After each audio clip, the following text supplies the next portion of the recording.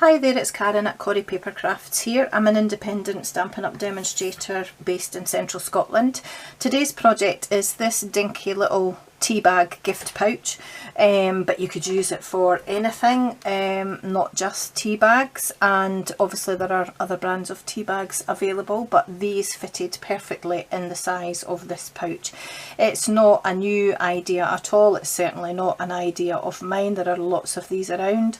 But you can make them in lots of different sizes. This particular one was made using a piece of designer series paper which measures 6 by 6 even.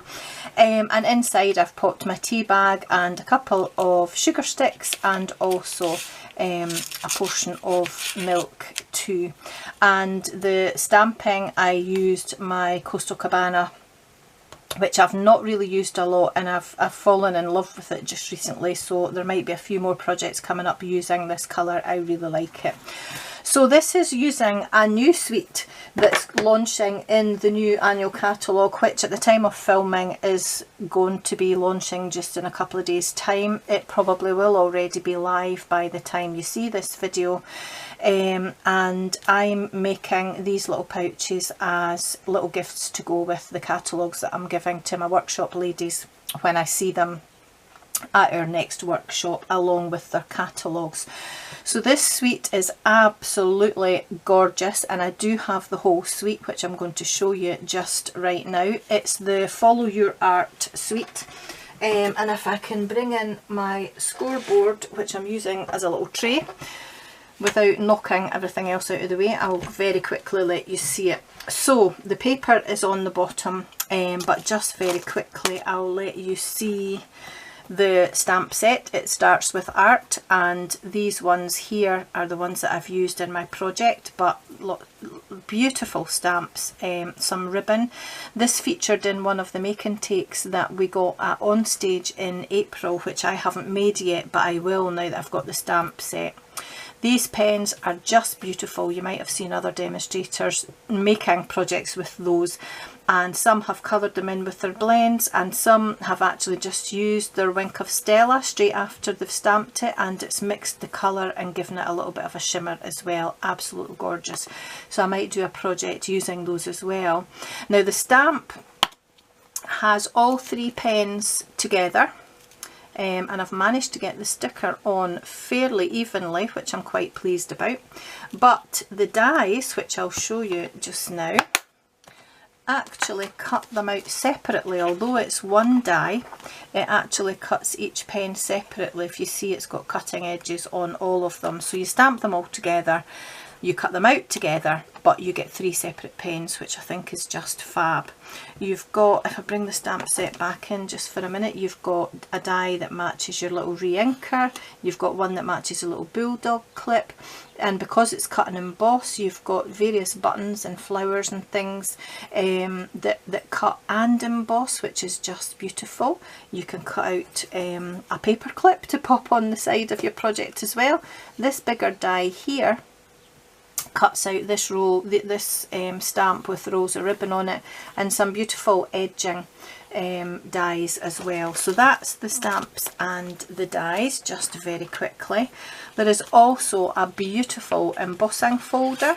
I'm not sure if you can see that, but lots of lovely buttons and things on this, just so pretty, and it actually matches one of the designs on the paper, which you'll see just in a minute. You've seen the washi tape already. I showed you that in a previous project. If you've seen my previous videos, I love the Stampin' Up! Logo on this washi tape here, and it actually matches these gorgeous craft gift boxes as well. So it pops together with a flap at the bottom, but the flaps on the top are loose, that you can tie either with some ribbon or some baker's twine, or you can use your washi tape to hold that closed. So I'll have a project using these coming up in the very near future as well. And this here is just such a cute box. This is the Follow Your Art embellishment kit, and inside you've got some gorgeous felt shapes. We've got a little heart here that, oops, that's already come out. and you've got 4 of those with the corresponding colours in the suite. So you've got Coastal Cabana, Crushed Curry, Calypso Coral and Blushing Bride. These are just beautiful. I need to make something using those as well. And the cutest little rolls of Baker's Twine, which actually I'll take this one out because I'm going to use it in my project anyway. And some dinky little mini paper clips, and also, if you can see, these little, oops, silver charms, which I don't know if you can see, say Made with Love. So pretty. This is really cute. I'm going to keep this box because I just love it, but I'm actually going to try and recreate this in a project just once I work out what the measurements are, so watch out for that coming soon as well. And the paper, oh my goodness, I just absolutely love it. 12 by 12 and 2 sheets of each design. This design actually reminds me of the Painted with Love specialty DSP that we had in last year's catalogue. It's so pretty, and as you can see, I've been cutting it up already. So that's that, and that's the back side of that. So lovely. Some of your pens here with some cute stars and hearts and things on the back of there. That's the same one that I just let you see. This one is so pretty. I've already used this for a project that I made yesterday, and the back of that has scissors on it, which I think is really cute. So you've got your paper snips on there. This is just beautiful. Some palette knives, paint brushes, brares as well, and the back side is just very arty. I really like that. Just lots of squiggles. That page, that sheet I've shown you already. This one here, I just so like this. It's got hot glue guns, re-inkers, buttons. I think that's an SD card as well, or a floppy disk or something, I'm not sure. Just so pretty, and again, I love the sort of watercolour effect on the back of there, and that sheet I've shown you already. I really like this one, the Crushed Curry. I think I'll be making a gift bag with that, and that's the back side of that with some mini paper clips and mini bulldog clips, and we've seen this sheet already. So I'll precariously balance all this at the side, so if you hear a crash you'll know it fell over, and I'm going to get on and show you how I made this pouch here. So this time round, if I can find it now that I've moved everything around. No, it's not that one, is it? No, that's the one I already used. What have I done with my bit of paper, which I did have handy? You know, one of these days I'm going to make a video where I can actually find the bits right in front of me. Here we go. So I'm going to use this paper here with the pens and the pencils on it because I just love it, and I like the Calypso Coral background on here, and I'm going to stamp my sentiment using my Calypso Coral ink. So no glue, as I say, and this is actually possibly easier to see anyway in terms of doing a video because you're going to do a bit of folding. So all you have to do, as I said, it's a 6 by 6 piece of DSP. Just line those corners up exactly and fold it across the middle. I tend to run my finger down from the point and then take it out to each side. If it doesn't fold perfectly at one side or the other, don't worry about it too much because it's going to be folded under just in a minute anyway.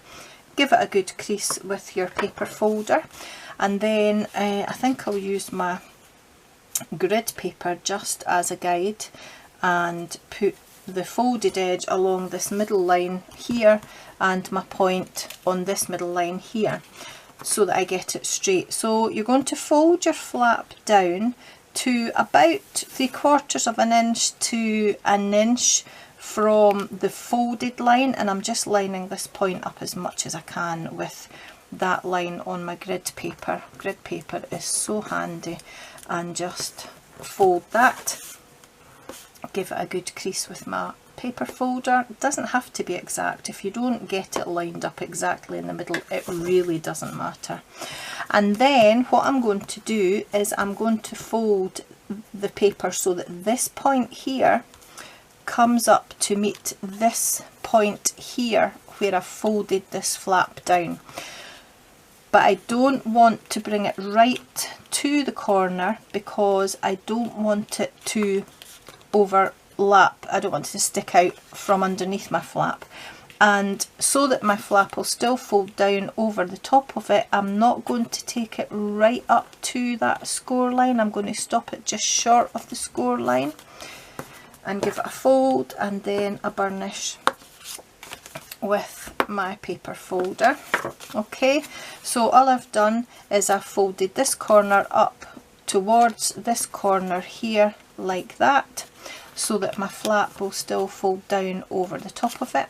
And then I'm going to do the same on this side, take that corner up towards this corner here. So I'm just going to turn it round so that I can see that. And again, not right up to the score line and not right along to the edge, but as close as I can manage, and just line it up with the other side that I already folded over. And again, just give it a crease with my paper folder and then turn it back round, bring my flap that I already folded back over the top of those, and again just give it a burnish with my paper folder, and that's my pouch made. That's it. If this point doesn't sit exactly in the middle, that's okay. As you can see, it's going to be covered up with my stamped image anyway. So if I put that to the side and if I grab a piece of Whisper White card, I'm going to stamp my images, and if I move those out of the way, it's this one here, and Let's Stay Up Late and Craft. I just love that. And I've already got those mounted on blocks anyway. So I'm going to stamp this one first, and it's just a few light taps. That's all you need, because if you press it too hard you're going to get some ink in the middle of here, and if you press it too hard when you take it to your card, then you're going to get a smudged image. You want it nice and crisp and clean like that. Let me just show you. Some people are very heavy-handed, and as you can see there's a lot of ink in there, and that's what you're going to get if you press too hard. So you really don't want to do that. Although that looks quite nice actually. I think I've just made another pattern. And again, just a few light taps. The Calypso Coral ink does look quite dark to begin with, but once it dries it becomes a lot lighter. Now I'm just going to make sure, Let's Stay Up Late, yep, that I've got it the right way round, and as far as I can, oops, stamp that in the middle without sticking my head right underneath the camera. So hopefully that's nice and central and straight. No, it's not. So let's turn it over and do it again. Now of course I've messed up my stamp, so I need to be careful. And let's try that again. I think you can still see it. I'm just going to bring it down towards me for a minute till I try and line this up in the middle. That's better, much happier with that. So getting rid of the ink so that I don't stick my hand in it. I'll then bring in the Big Shot, move Corrie out of the way just for a second, and not knock the tripod if I can help it. So in the bottom of my Big Shot I've got my magnetic plate. That's the one that's on my magnetic platform, and then I want a cutting plate. Then I want to put my stamped image and grab my little die and fit it round. Now hopefully I'll be able to fit it round all these little dots again without sticking my head right underneath the camera. I'll try and get it as exact as possible. That's not too bad. That should be about right, and pop another cutting plate on top without moving the die, and pop it through the Big Shot, and hopefully that'll cut that out. So let's have a look. Yep. Oh, that's the die on the floor. Yep, that's fine, I'm happy with that. So let's just move this out of the way for now. Just pop it on the floor and pick up the die that I dropped on the floor as well. In fact, I'm going to put it away. Oops. Because I've dropped a few things today. I've done a few videos and I've dropped a few things, so I don't want to lose them. Bring my pouch back in and grab a couple of dimensionals and pop them on the back of here. And as you can see, there are two sides to the card, so if you make a mess or a mistake, then turn it over. You've always got another side of the card, and then just making sure that's pretty central, pop it in there. And this time what I think I might do is pop an after eight mint in there with a sachet of coffee and a couple of sachets of sugar. There you go.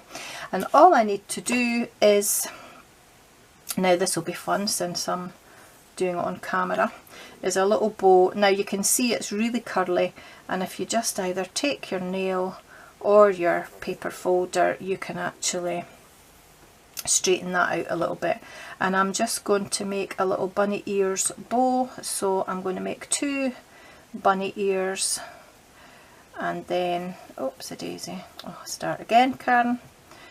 2 bunny ears like that, and then hopefully tie them in a knot. It never goes well when you're doing it on camera, but it works fine when you're not on camera. Pull those together and then just make them a little bit smaller because it's a tiny project, so I really just want a tiny bow.